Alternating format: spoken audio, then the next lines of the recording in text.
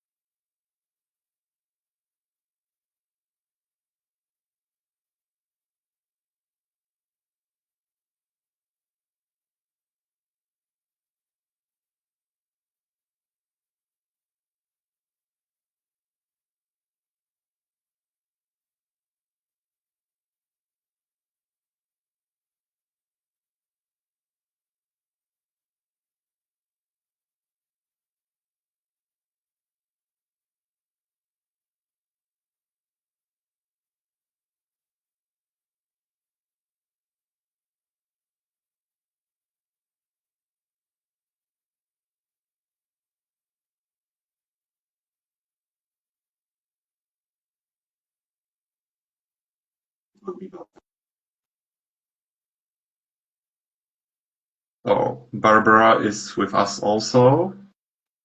Hey Barbara, let me know. Now with sound, is everything okay? I hope so.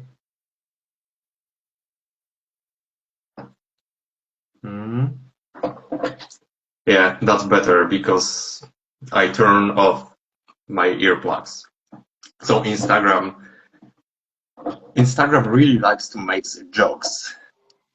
Oh, hey. Hello. Hello. I couldn't hear you at the same time that other people couldn't hear you.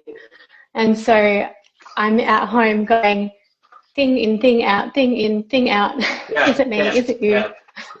Yeah, I have the same, and I have always the same problem, and I was talking and no one can hear me. So finally we are here. I'm so excited. Yay. I can hear you and I can see you. It's like magic. Yeah, and everyone, let us know if everything is okay with sound. You can see, if you can see us. I hope so. So I'm really glad to have you here, Leigh, because this OCD Awareness Week is really amazing. A lot of things is happening right now, but I know how important is what we are doing and how important it is to help others to share our stories and our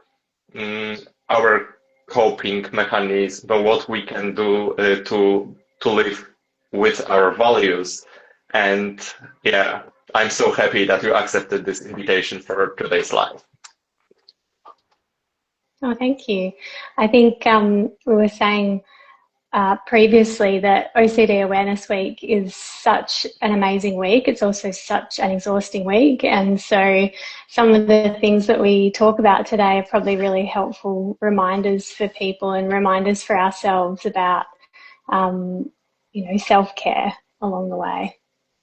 Yeah, because it is really important to remember about self-compassion, because OCD is a really hard thing to be every single day, to fight with our thoughts in our minds. So OCD is really often is trying to convince us that we are not enough, that we are terrible persons, that we have to hide our emotions and our feelings because they are not okay.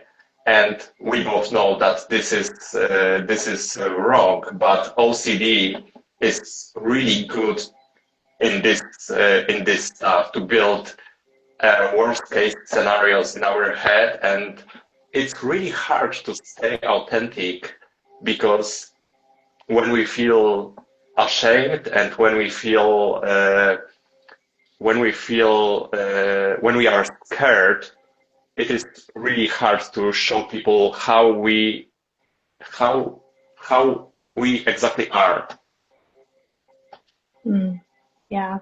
And I think, especially with OCD, because so many things are so personal, but also really difficult to share. And you've got that extra layer of fear, especially if it's something that's sort of less politically correct that is bothering you. Like, what are people going to think if you're honest with them? And are there going to be, knock-on effects from that? Are there ramifications for that? And that was one of the big things that I considered initially after my diagnosis, because of the work that I do.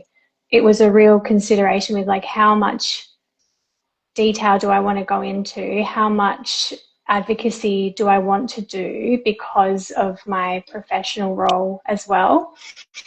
And I spoke to some people about this and got some really good, insights and advice from people, because at the end of the day, I just went for it, and I'm so glad that I did, and so glad that I can be my authentic self every day, at home, at work, wherever I am, because that is who I am. Yeah, absolutely, Lee. And I can share with everyone my little story, because before my diagnosis, when I was really scared to share that I struggle with OCD, I was not so open with people, and so many people, so many of my friends thought that I'm in a bad mood, or I don't want to be around people, and this is my personality. And inside, I was really devastated, and I'm so everyone who met me in Chicago knows perfectly that I'm so open to people. I love being around people, and I love talking. I love talking a lot, and for this, Which one of us likes to talk more? let's check this. So OCD made me to be totally different. I wasn't my authentic self because I was scared. I was ruminating in my head, and I really want to be around people and to talk with them, to share funny stories, to go on holidays, and to go to a party. But OCD started making me, totally different person, because I was afraid. I was afraid to be honest with others because of lack of understanding in society. And this is also the problem, to stay authentic selves, because we are scared of being of judgment. Yeah, absolutely. I remember like the day in 2023 where I was at work and had done a lot of things to try to improve my work home sort of life so that it wasn't as much of a struggle. And I came to the decision that I just needed to have a break from work. I wasn't getting better while I was still trying to, power through. And my boss came in to talk to me sort of middle of the day, middle of a work day. I'd already cancelled all my patients for the day. And the first question that they'd asked me was about, am I having thoughts of self-harm or ending my life? And I have suicidal, so I absolutely was. But also my answer to them was no, because I can distinguish between the two. I didn't trust that they could distinguish between the two. And I knew that the worst possible place for me would have been an emergency department. And so there's so many times in my life that I think of, and that's a pretty extreme example, but so many times where I couldn't be my authentic self because of fear of, repercussions if people don't understand. And it's really difficult to manage sometimes. Yeah, it's so difficult, especially when we know that others don't understand what we're going through. And I think there are so many ways to help ourselves and also to help others to understand a bit what OCD is, what it isn't. And that's why we are talking every single day about this. But also, I think the really important thing is self-compassion, because when we start seeing that OCD is it's not me and it is the part of my brain, but it is not me and we are not our thoughts, it will be much easier to be self-compassionate and to start to be our authentic selves. Yeah, absolutely. It was really interesting. The first conference that I went to in San Francisco, I was learning so much about OCD at that time because I'd only just been diagnosed like a year prior. And I remember going to so many talks, and a recurring theme in the talks was about shame. And back then, I remember thinking, like, I don't think I feel much shame. Like, I don't think there's a whole lot of shame going on in my brain. And now I know that is all shame. And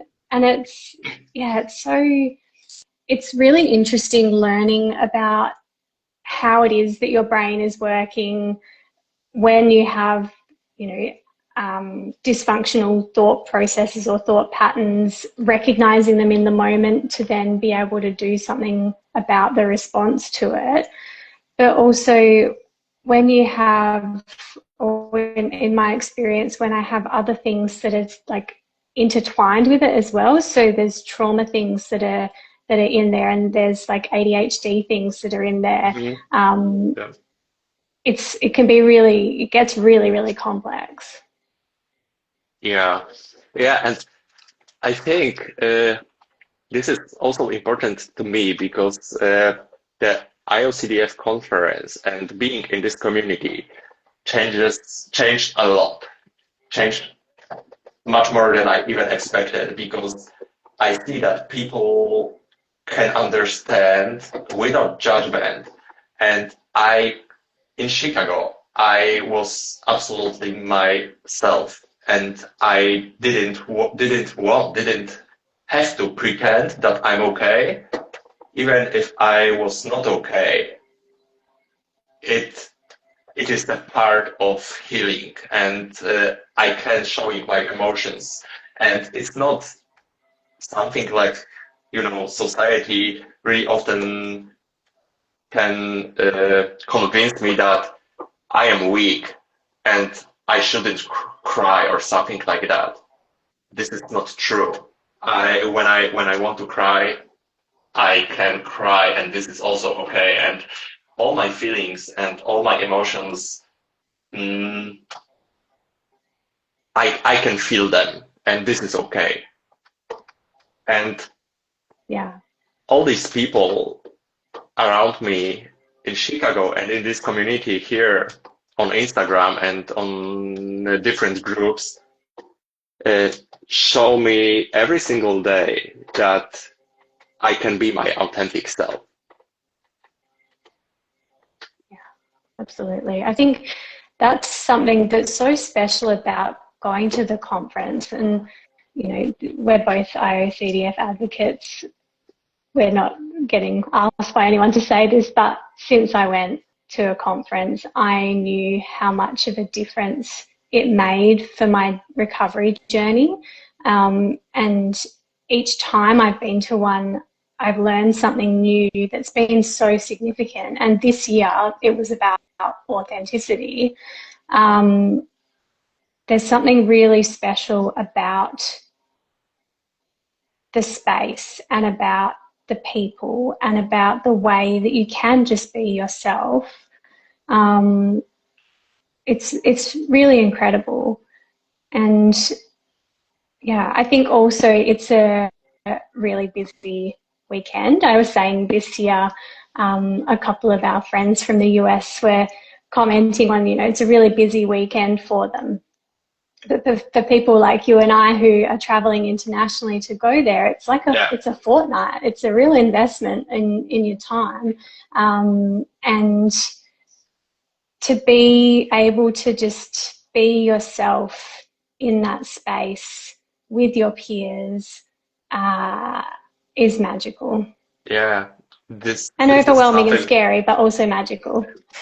Yeah, I absolutely, totally agree. It's something incredible, and I'm so grateful that I decided to go there because it was game changer for me, because I started believe in myself and started doing what I really love, and having trust to others is so important, and being understood, being around my people, our people, because all those people are so important to us. And even if we don't realize this, so many people are thinking about us, how we are going, and this is amazing. And this really helped me to start thinking that I'm worthy and I can be myself in every single situation. And one more thing that I learned during IOCDF conference is new English word for me. That I'm so this was new word for me, that I'm striving, and I think I can be my authentic self right now. So I have here a cookie, so I'm really hungry. Eat it. I can be myself Oh my goodness. even here. There is a video Awesome. of, yes, thank you, it looks nice. There's a video of yourself, myself, Andrea and Jan on the train when we were going up to where were we going? We're going up to look at the beach and stuff one day before the conference started. And I love this video because it's Jan filming. I'm sitting there trying not to have contamination OCD, but I totally have contamination OCD.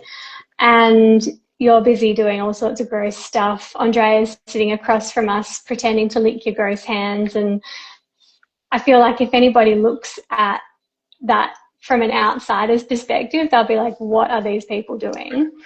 But when I look at it, I feel like such joy because I remember how it felt in that moment with those people, and being able to joke about our symptoms, being able to challenge each other as we're just going about our normal day as well. It's so rewarding.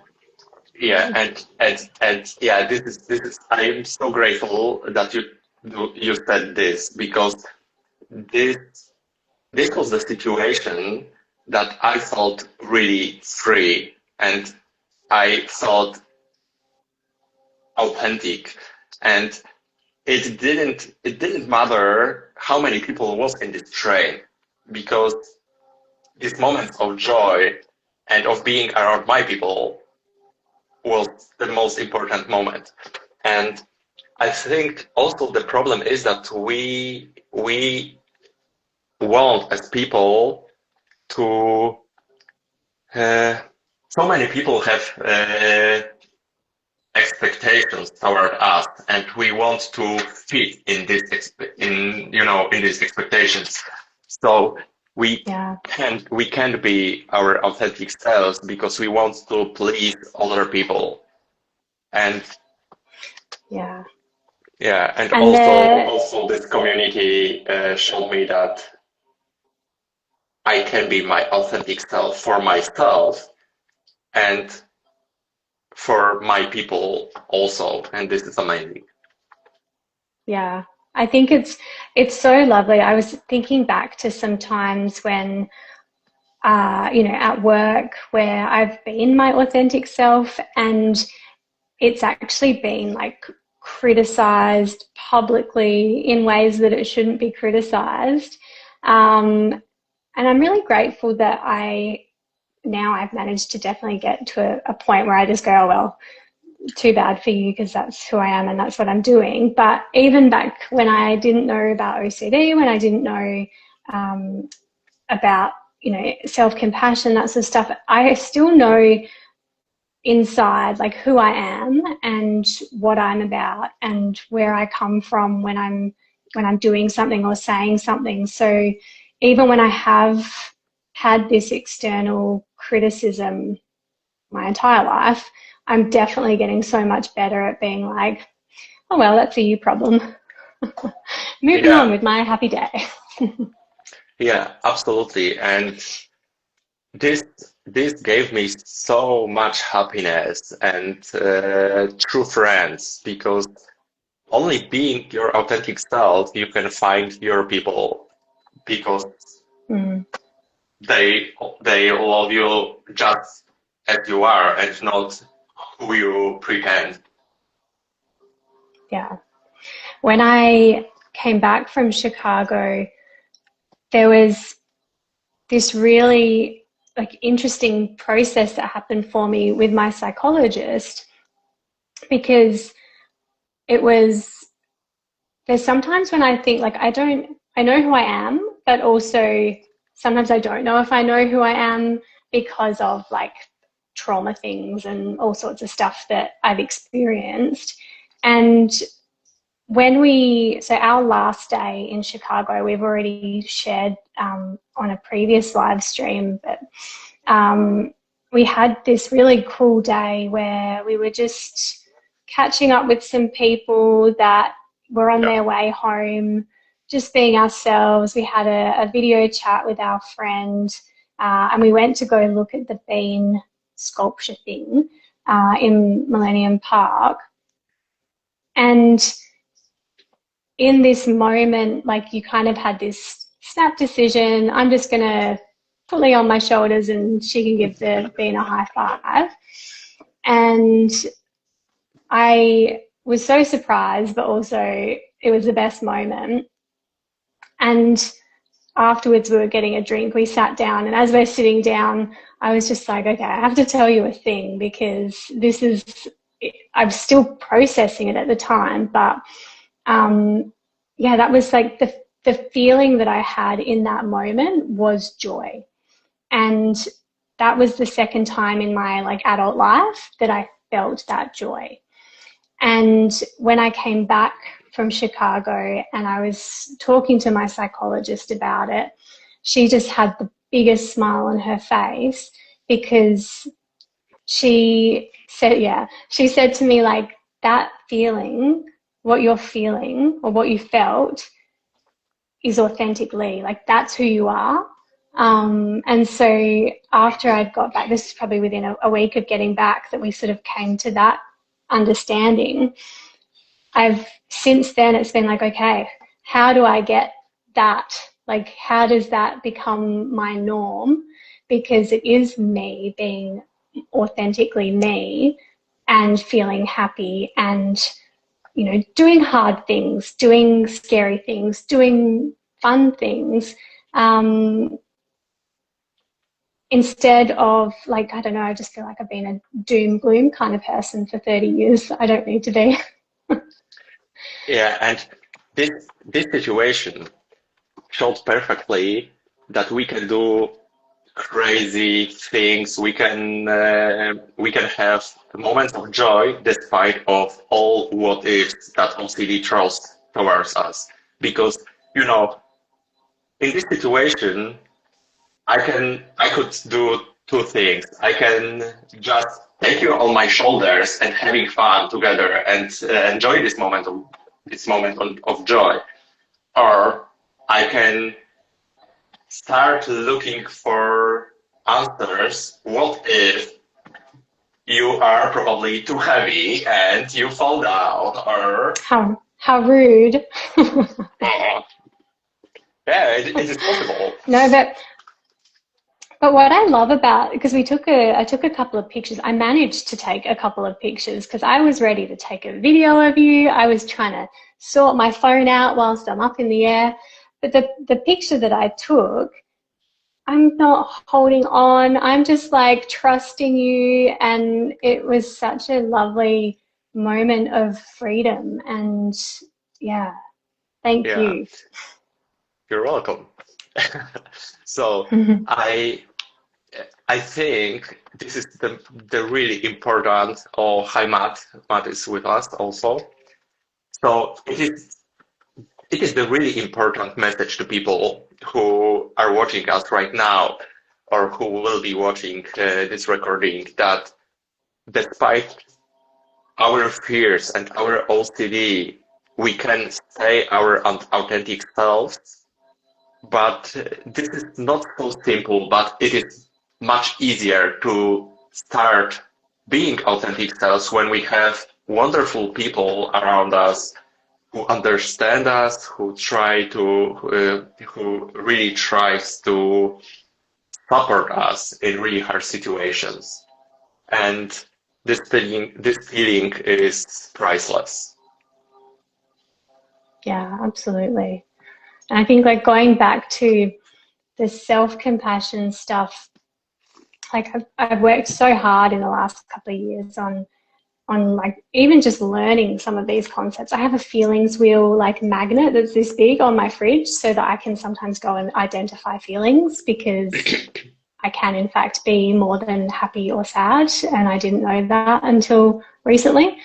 But this sort of, I don't know, it was such a big week for, I mean, everyone there, but for me personally, I was already doing so many things that were like Mm. peak ERP, like challenge stuff for myself. So I, I just decided I wasn't going to have contamination OCD in the plane. So I was already just fully contaminated at all times.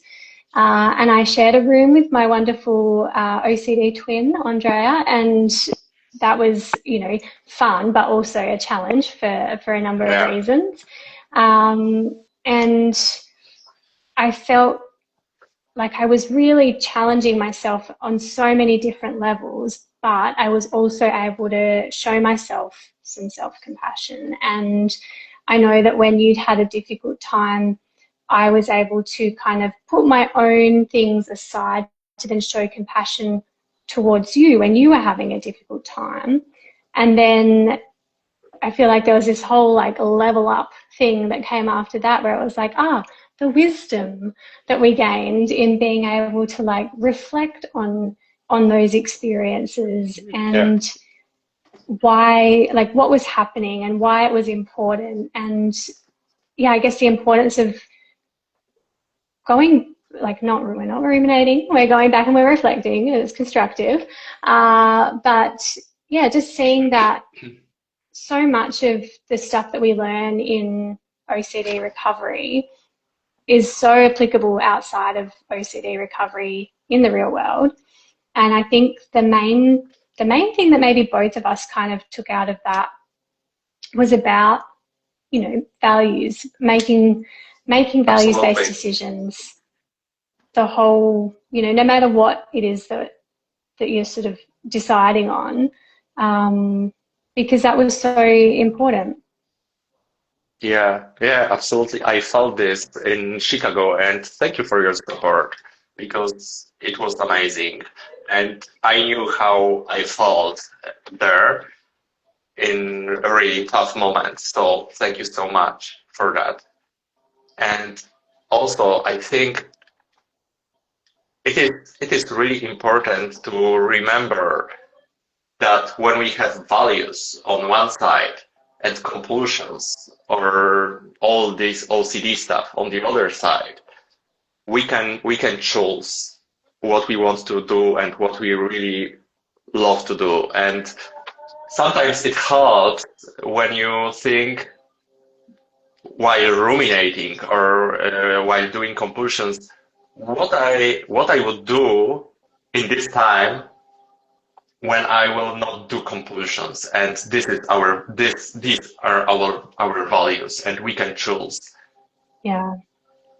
to be our Yeah, authentic absolutely. selves and not be closed in the OCD box. Yeah. Yeah. And I think it does extend beyond the OCD community as well. There's so many things that I hear from people where, they limit their own experiences because not being certain of what they're able to do, or not being willing to be uncomfortable, to challenge themselves. So there's so much to learn about OCD recovery, but it is so applicable to outside of that community as well. So I'm just being Yeah, annoying over here, challenging everyone to get uncomfortable and sit with their yeah, discomfort and hate yeah, everything for a second, but then feel the joy. yeah, absolutely. And it is so important to speak out loud about mental health because also, as you know, I had yesterday a webinar in my workplace, and this is amazing that I can be myself at my work because I know that people, even if they not understand what really OCD is, but they don't judge me and want to support me. And if we will more talk about OCD and about mental health in general, it will be so helpful for communities to help sufferers and to be by their side. Yeah, absolutely. And I think it's when I do talk to people about OCD, and when I'm, if it's something that's like structured advocacy, or if it's just advocacy that came up in the moment, um, I've never had a conversation with anyone where they haven't learned something, or they haven't been interested to know more, or let me know that, like, oh, that's not actually what they thought it was, and thank you for the information, because yeah, it is so misunderstood. And I think every time we're talking about mental health, or OCD Yeah, specifically, it makes such a difference. I can yeah, see Matt. What did Matt write? Hi, Matt. Yeah, values-based decisions all day, every day. yeah. And Matt, this is so important. And Leigh, I can tell you about one situation in my life that that it was really important point to me because it shows me how OCD started stopping me from being authentic self. And I could remember this situation as it happened yesterday. So my son asked me, Daddy, can you play with me? And I really wanted to be a good father for him, and I really wanted to play with him. But I was in a rumination cycle at the moment. So I told him, just a second. And this second changed into 1 hour. And he Mm. was waiting for me. So I decided to choose OCD and looking for a solution and not what really mattered to me. So when we realize finally what is important to us, we can really change our behaviors. Yeah. Mm. Yeah, and it's so hard because sometimes, like, especially if you're ruminating as a compulsion, sometimes I don't even know that I'm doing it. Mm. Like, I I have a lot of checking compulsions when I'm writing, especially stuff on a computer, and especially at work. And didn't realize I was mid compulsion until a supervisor kind of interrupted me mid compulsion. I was like, whoa, the rage I felt. But yeah, like it can be so sneaky as well. So yeah, it's like, and I hope that yesterday when you had that experience and maybe when you realized that you had been ruminating, did you throw some self-compassion in there as well and, you know, say, okay, that's what I was doing, but this is what I'm going to do now, and go me for recognizing it? Yeah, now I know that. Now I know that perfectly Yeah. how important is self-compassion. But at the beginning of my journey, it was really hard to see that OCD is not me, and oh my gosh, I am really bad father because I preferred to find solution and not give this time to myself. So Mm. it is really important to be really good person for ourselves Yeah. because And OCD I is think, a big liar. Yeah. oh yeah, absolutely. And I think it's, you know, it's so difficult to manage it. It takes up so much of your headspace. Either, like, depending on where you're at in recovery, it's either taking up a lot of your headspace because you're compulsing and it's really time consuming, or it's taking up a lot of your headspace because you're constantly doing response prevention, like throughout the day, or at least I am. And so we are doing like a full-time job and then some, Yeah. plus life. Like, I think Hmm. anybody that has OCD that understands that, we all know how difficult that can be. And so I feel like that's such a great example for everyone to just, you know, be self-compassionate and say to Yeah. yourself, yes, this is really hard.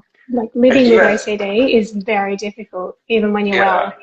Yeah, and even if we do our ERP exercises, it is really hard because when we fail, we can feel awful that, oh my God, I'm not good at this and I can't cope with this, so recovery isn't possible. And this is not true. This is the other lie of OCD. Mm. So self-compassion, yeah, it's so important.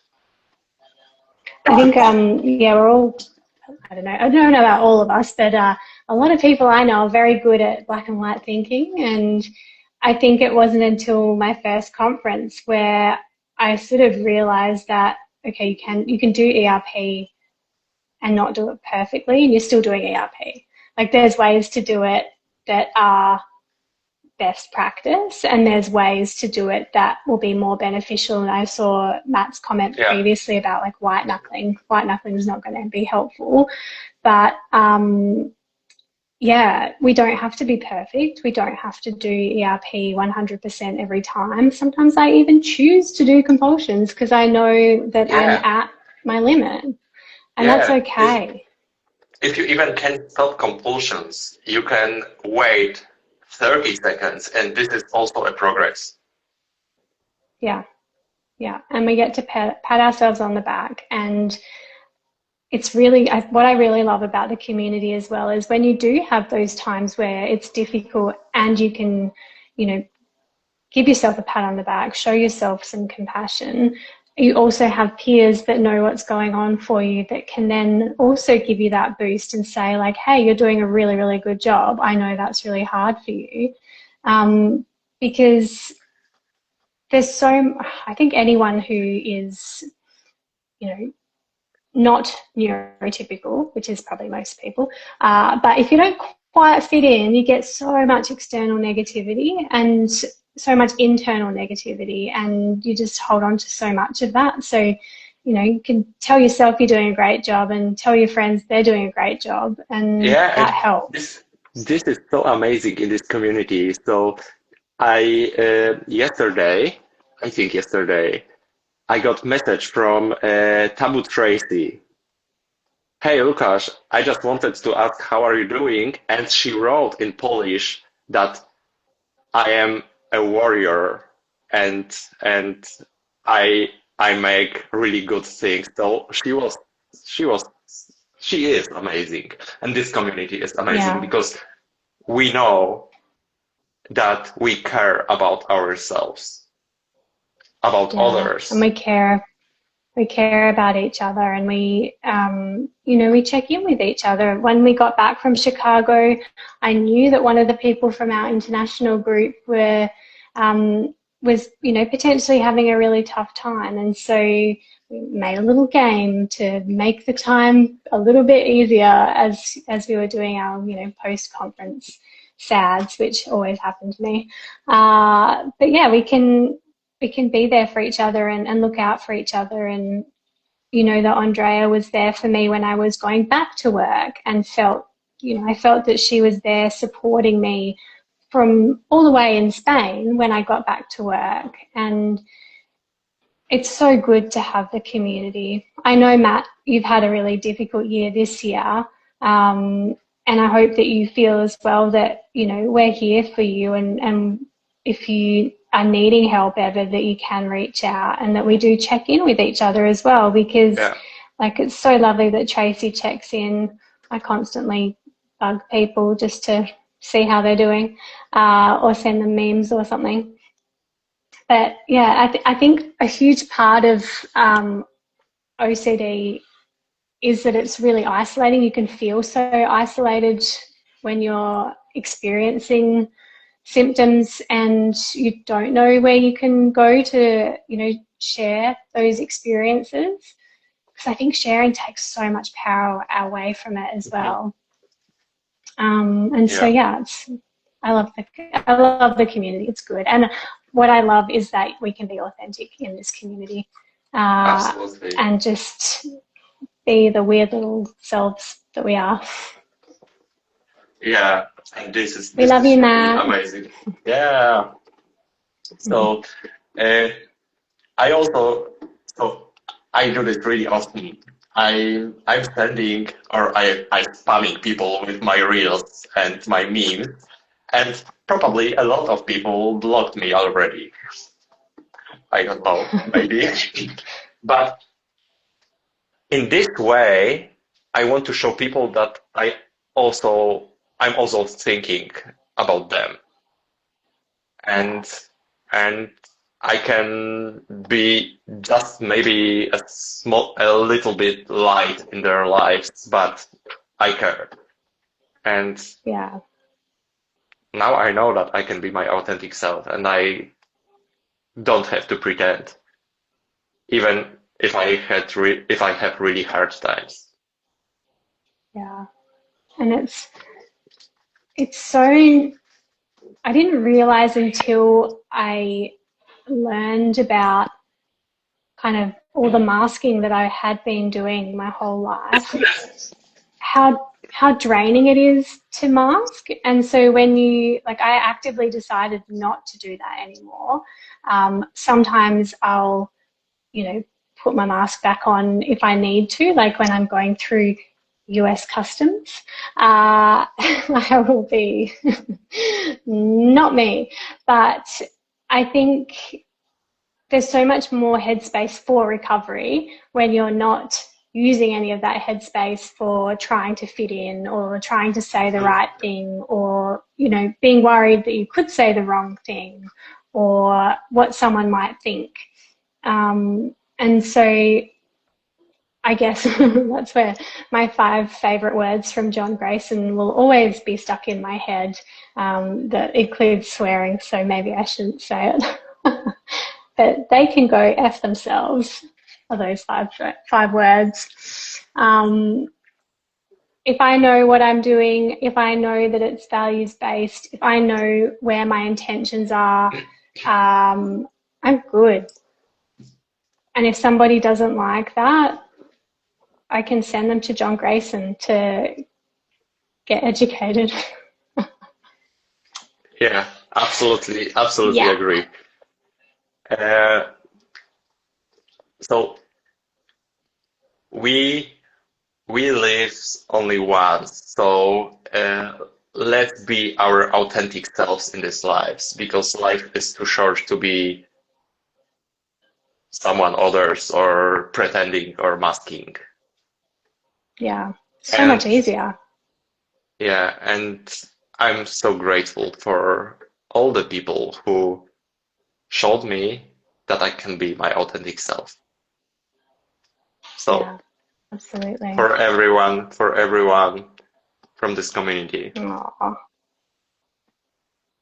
It's such a special community, and I guess one of the big takeaways for me from Chicago this year was when we got to meet Ava, and we got to meet, you know, this little person with OCD who I know, I'm sure you know as well, like we've got her back. Like she's going to have the best life. She's not going to have big Mhm. OCD, you know, times where it's impacting her so significantly like we experience, because we are her family and we've got her back, and that's amazing. Yeah. Yes, I'm totally moved. So it was amazing, and Chicago was amazing, and I can't wait to meet all these people once again in real life. Yeah. In Seattle, woohoo! Matt, I hope you're Woo! coming to Seattle. Yeah. So thank you, Lee, for this amazing live. This is such an important topic, and I hope that we can help others and we can show others every single day with all those things we are doing that being our authentic selves is something priceless and it is worth Mm, to fight for it every single day. yeah, absolutely. And everything, like, it's just amazing to see what all the good comes when you are being your authentic self. I'm just thinking for my own stuff, like this weekend, I'm flying overseas to do a job that I would have always loved to do. And when I was really sick with OCD, couldn't even imagine doing. And I'm like ready to chuck myself in the deep end. And I got this amazing offer by being my authentic self. So it's it's so rewarding, and so I encourage everyone to just be yourself. Try to be more weird than I am. I dare you. Reward. Aha. Thank you so much for today's live. It was extremely amazing. Oh, thank you. Thanks for having me again. And yeah, I'm so excited to see all of the stuff that you're doing for OCD Awareness Week. It's a lot, and I'm glad you're eating some food, and we'll just, you know, look after each Yeah. other and look after ourselves, and um, make the most of it, I guess. Yeah. Thank you so much, Lee, for today. No worries. No worries. See you guys. Bye.